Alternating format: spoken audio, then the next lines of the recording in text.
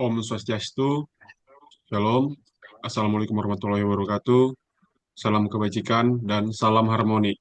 Baik, di sini kami dari kelompok satu akan melakukan presentasi dari tugas kelompok, yang dimana sebelum kami melakukan presentasinya, ada lebih baiknya kami melakukan perkenalan terlebih dahulu. Perkenalkan, nama saya Holman Gani Purba dengan NIM 231510171. Selanjutnya, Perkenalkan nama saya Ido Gede Bagus Pramana Putra dengan NIM 2315 101062. Kenalkan, nama saya Madya Rizkyana dengan NIM 2315101076. eh, baik, di sini kami akan melakukan presentasi. Eh, kami persilahkan untuk teman kami mempresentasikannya.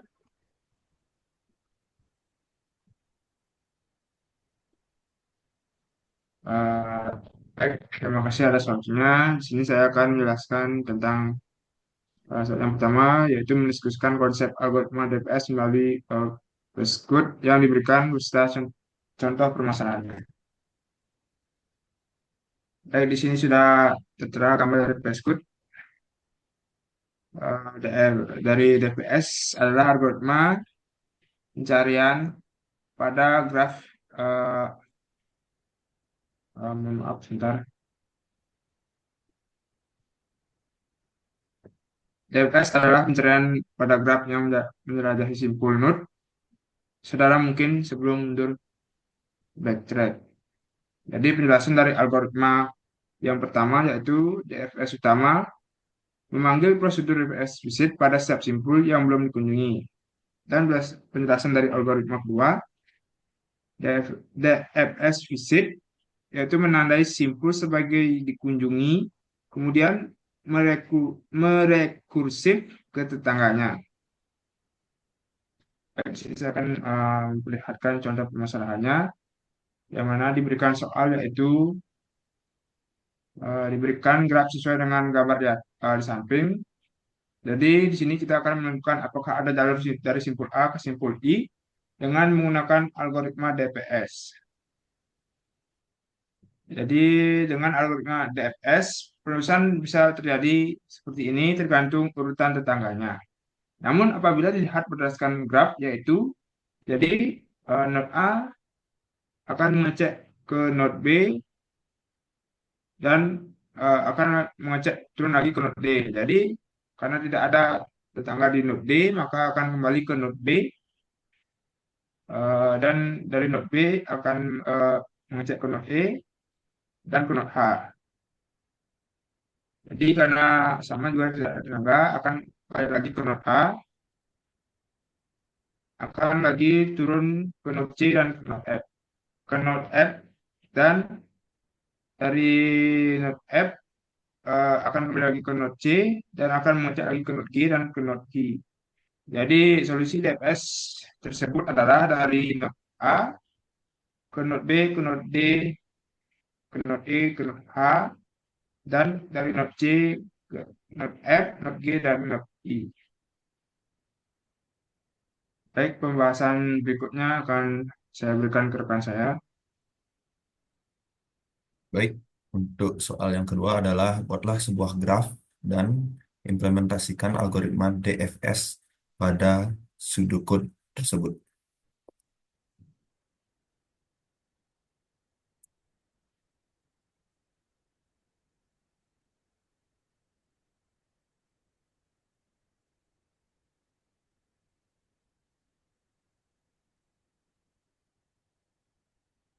Jadi pengimplementasian dari pseudocode yang telah diberikan adalah sebagai berikut. Kemudian apabila diterapkan,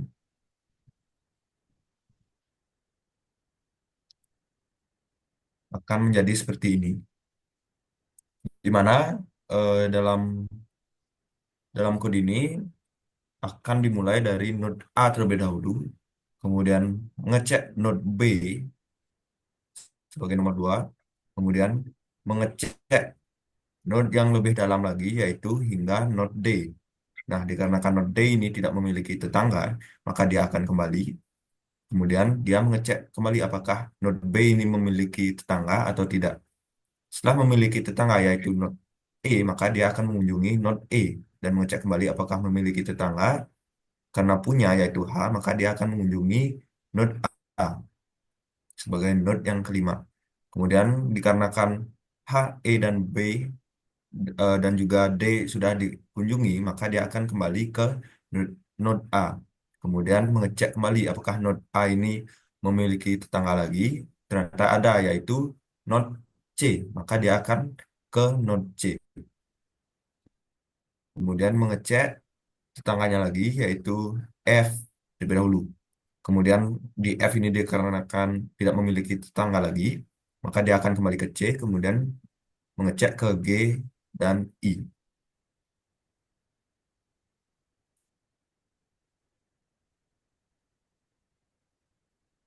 Baik, sekian untuk nomor 2. Selanjutnya akan dilanjutkan oleh teman saya.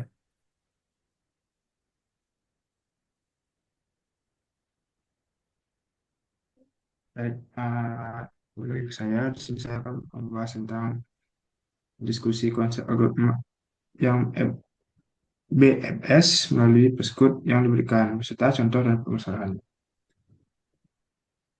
Jadi S adalah algoritma maaf, cek. Jadi BFS adalah algoritma pencarian yang menjelajahi graf secara melebar melalui dari simpul awal dan mengunjungi semua tetangga terlebih dahulu sebelum langkah ke tingkat berikutnya.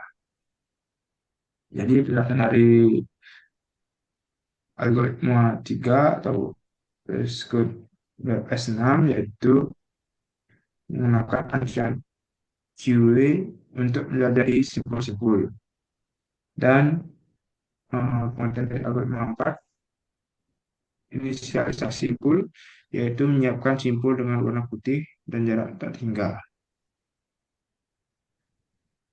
Contoh permasalahannya yaitu diberikan soal yaitu temukanlah jalur terpendek dari simpul A ke simpul H menggunakan algoritma BFS dari graf yang telah diberikan. Jadi BFS akan menjadi secara level dengan A sebagai level 0. Jadi di sini level 0 itu yaitu A akan mengecek ke node B dan node C akan mengungkap ke satu dan node A akan hilang. Jadi node ke satu yaitu node B dan C akan mengecek turun lagi ke node D, node E, node F, node G akan menukar level 2.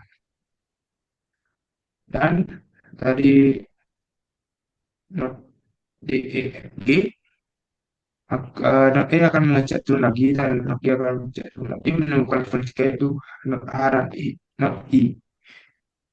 Jadi BFS akan menemukan jalur terpendek yaitu dari node A, node B, node E, dan node H. Oke, itu saya bosan dari saya akan berikan ke rekan saya. Baik, untuk soal yang keempat adalah buatlah sebuah graf dan implementasikan algoritma DFS pada sudokode tersebut.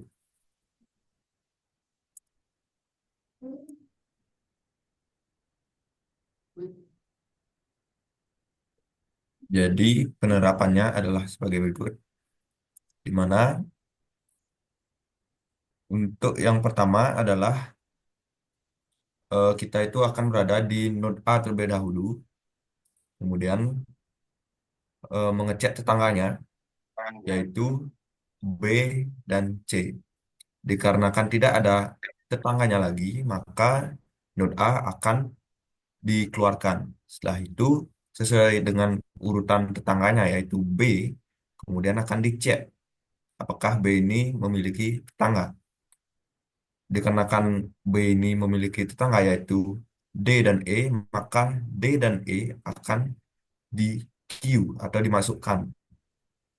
Kemudian karena B tidak memiliki tetangga, maka B itu akan dikeluarkan.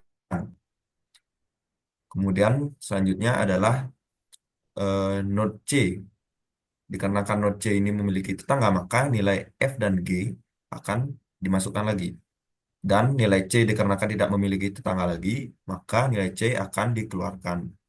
Begitu pula proses yang dilakukan oleh D, E, F, G, dan H, I.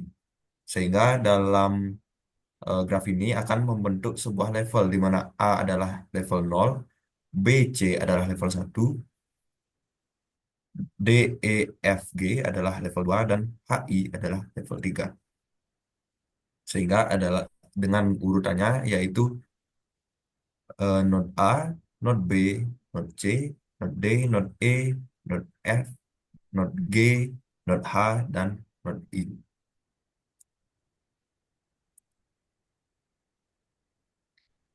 Sekian merupakan untuk jawaban nomor 4. Kemudian selanjutnya akan dilanjutkan oleh teman saya.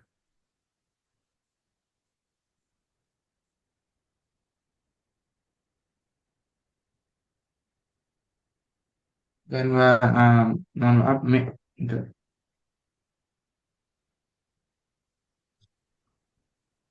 Baik, di sini saya akan menjelaskan itu jawaban nomor 5 itu. Jelaskan perbedaan penerapan algoritma BFS dan DVS pada 8 puzzle game.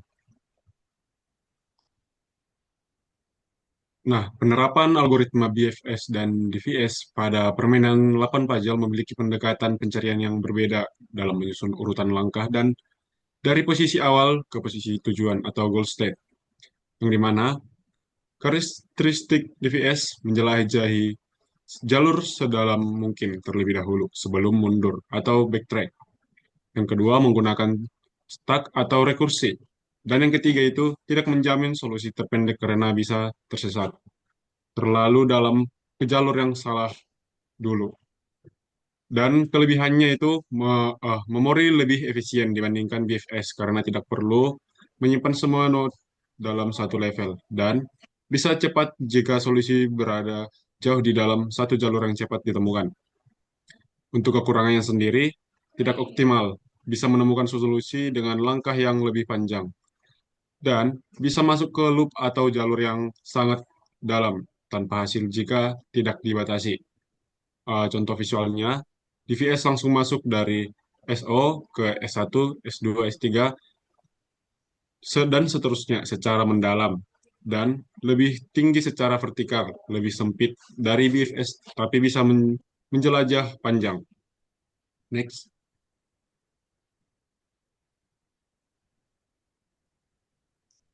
Nah, untuk karakteristik DPS sendiri, DPS menjelajah seluruh node pada satu level terlebih dahulu sebelum ke level berikutnya, menggunakan PW dan menjamin solusi terpendek atau minimum langkah karena mengevaluasi semua kemungkinan langkah secara sistematis dari yang terdekat ke yang terjauh. Untuk kelebihannya sendiri, menemukan solusi optimal atau jalur terpendek dan cocok untuk permasalahan di mana solusi dengan jumlah langkah lebih sedikit penting. Untuk kekurangannya sendiri, menggunakan memori besar karena harus menyimpan semua node pada setiap level. Dan waktu komputasi bisa tinggi untuk pohon yang dalam atau banyak kombinasi. Contoh visualnya tersendiri yaitu dari state SO semua kemungkinan satu langkah atau S1 sampai S3 dijelajahi terlebih dahulu. Lalu semua dua langkah dan seterusnya. Dan lebih lebar secara horizontal. Next. Uh, Baik, mungkin itu saja yang dapat kami sampaikan.